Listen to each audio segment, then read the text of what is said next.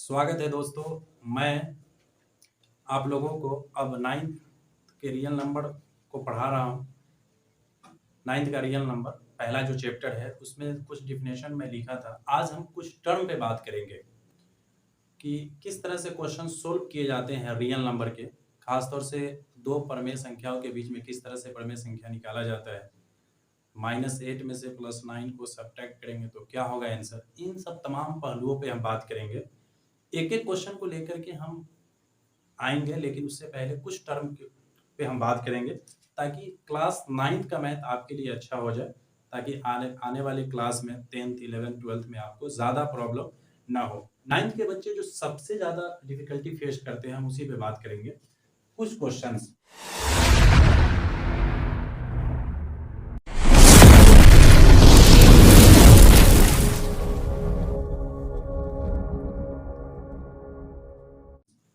जैसे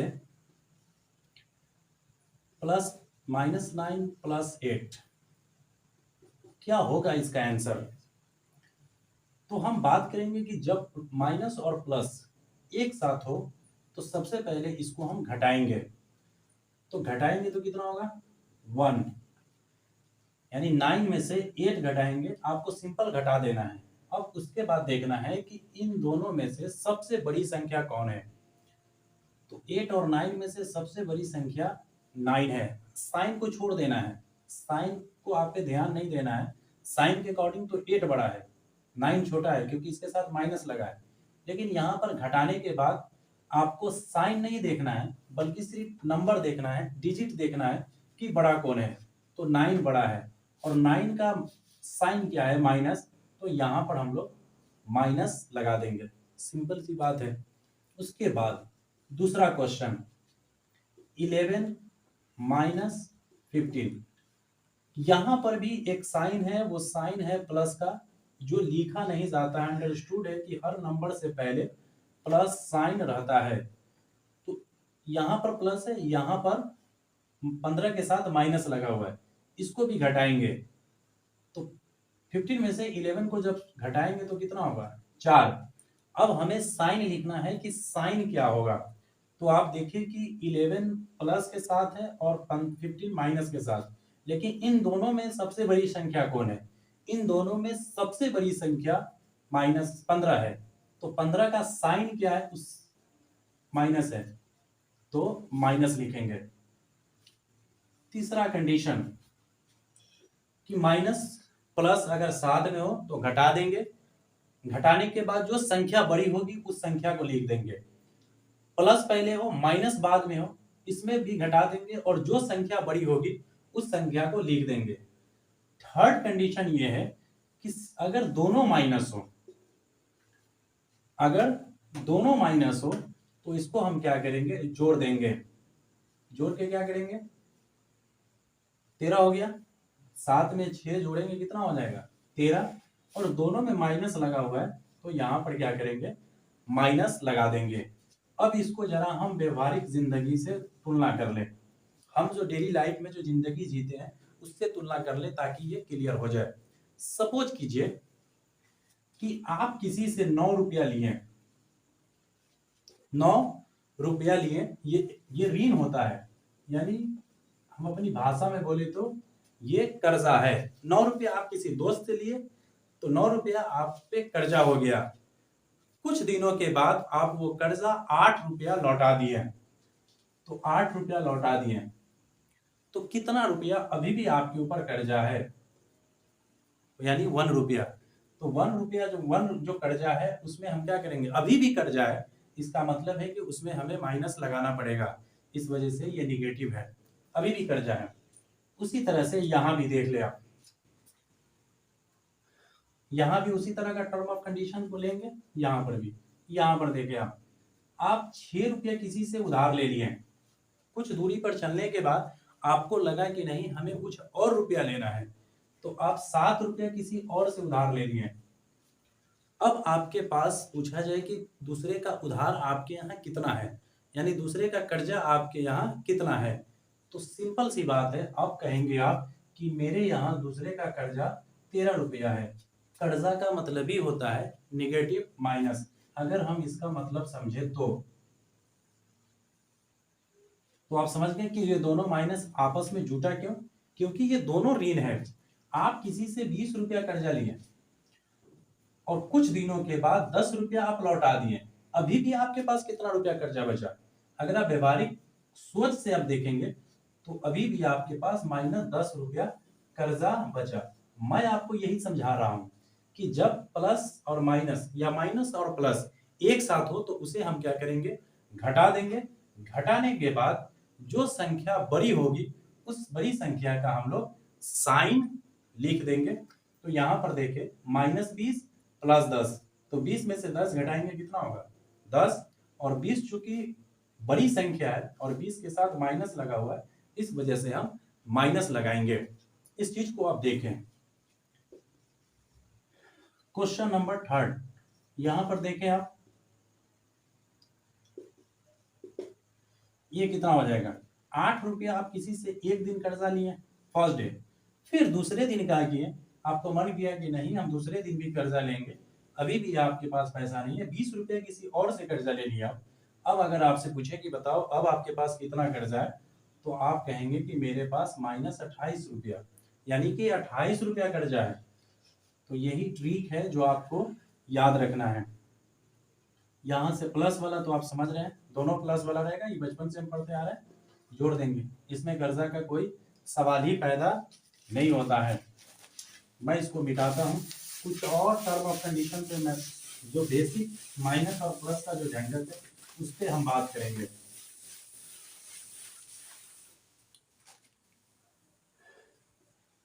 माइनस को माइनस से गुना करते हैं तो प्लस हो जाता है, और प्लस को माइनस से गुना करते हैं तो माइनस हो जाता है, या माइनस को प्लस से गुना करते हैं तो माइनस हो जाता है, और प्लस को प्लस से गुना करते हैं तो प्लस हो जाता है। ये 4 फॉर्मूला हमें क्लास 6 या क्लास 5 से ही रटाया जाता है, पढ़ाया जाता है।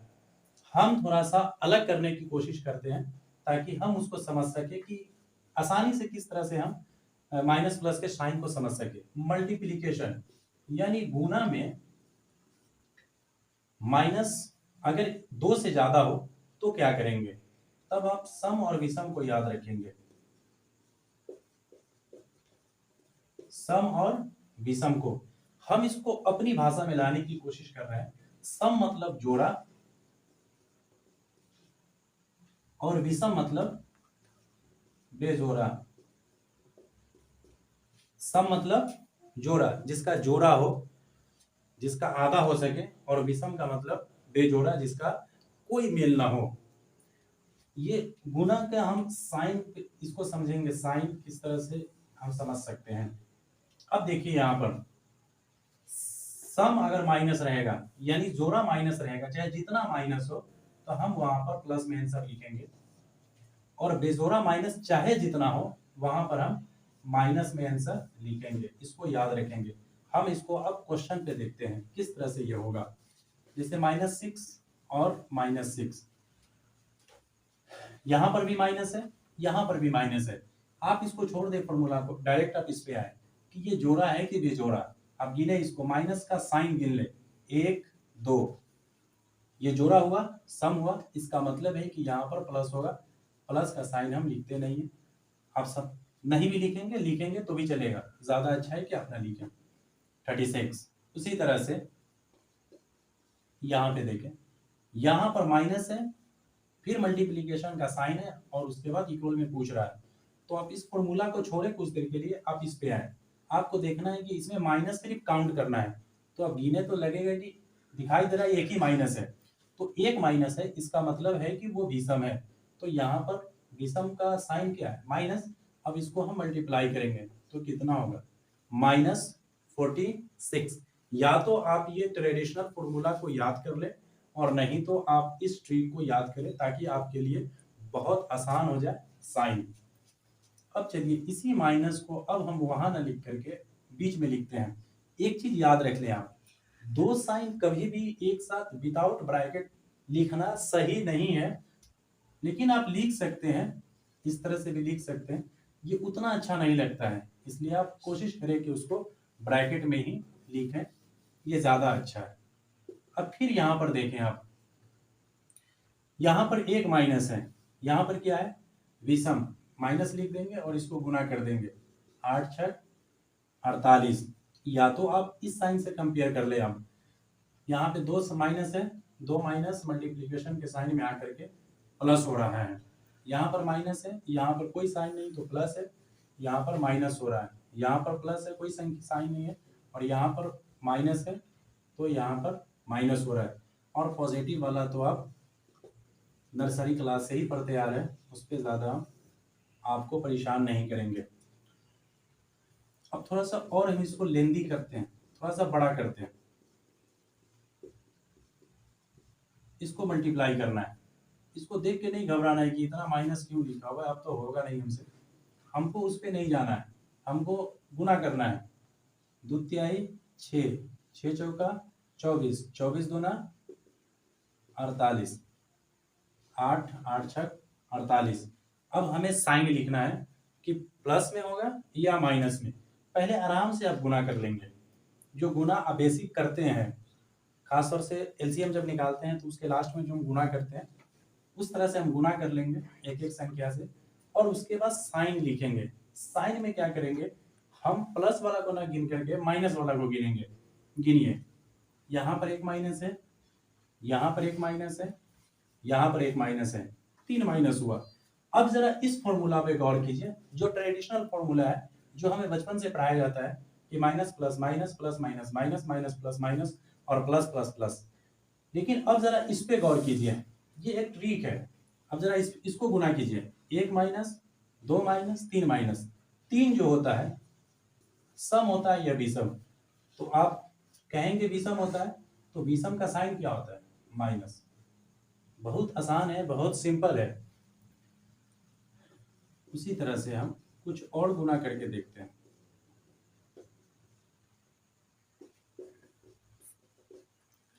इसका आंसर क्या होगा, पहले हम गुना करेंगे बहुत ही सिंपल तरीके से। 2 का 2, 2 दूनी 4, 4 दूना 8, 8 दूना 16, 16 तिहाई 48, इसका भी 48 ही आ रहा है। अब हम क्या करेंगे, माइनस गिनेंगे, 1 2 3 4। अब 4 माइनस है तो 4 माइनस 4, ये 4 सम है या विषम, अब खुद बोलेंगे कि सम है, ये जोड़ा है, इसका मतलब है कि यहाँ पर प्लस होगा। आई होप, मैं उम्मीद करता हूँ, मैं आशा करता हूँ कि ये माइनस प्लस से रिलेटेड जो आपके साथ परेशानी है वो दूर हो गया होगा, आप इसका प्रैक्टिस करें, खुद से भी बनाएं। अब जरा हम डिवाइड को देखते हैं। डिवाइड में भी वैसा ही होता है,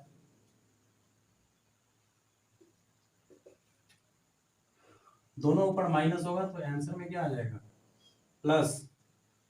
पहला ऊपर प्लस और नीचे माइनस, नीचे से अगर n भाग देंगे तो क्या होगा, माइनस, ऊपर माइनस नीचे प्लस, ये भी माइनस, और प्लस प्लस तो प्लस ही होता है। इस पर कुछ क्वेश्चन देख लेते हैं, फिर उसके बाद हम नेक्स्ट वीडियो में बात करेंगे। जैसे -6 और -2 को डिवाइड करना है, तो इससे डिवाइड करेंगे। -2 को -2 से -6 में डिवाइड करना है, तो इसको डिवाइड करेंगे तो कितना होगा, 3।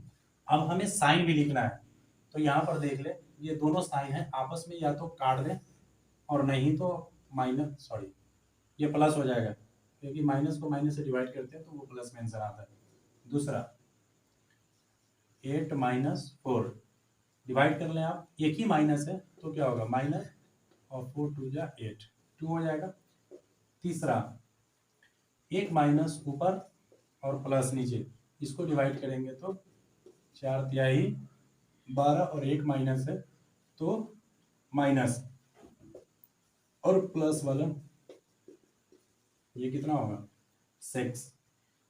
मैं उम्मीद करता हूं कि ये माइनस प्लस वाले क्वेश्चन आपको समझ में आए होंगे। नेक्स्ट वीडियो में हम लोग किस तरह से रेशनल नंबर इरेशनल नंबर का मल्टीप्लाई किस तरह से होता है, यानी √2 √3 का मल्टीप्लाई किस तरह से होगा, √4 √5 का मल्टीप्लाई किस तरह से होगा, किस तरह से हम उसको घटाएंगे, बहुत डिटेल से पढ़ेंगे। उसके बाद हम लोग प्रमेय संख्या, दो प्रमेय संख्याओं के बीच में प्रमेय संख्या निकालने का तरीका सीखेंगे। आप इस वीडियो को पढ़िए और लाभ उठाइए। बहुत बहुत शुक्रिया, धन्यवाद।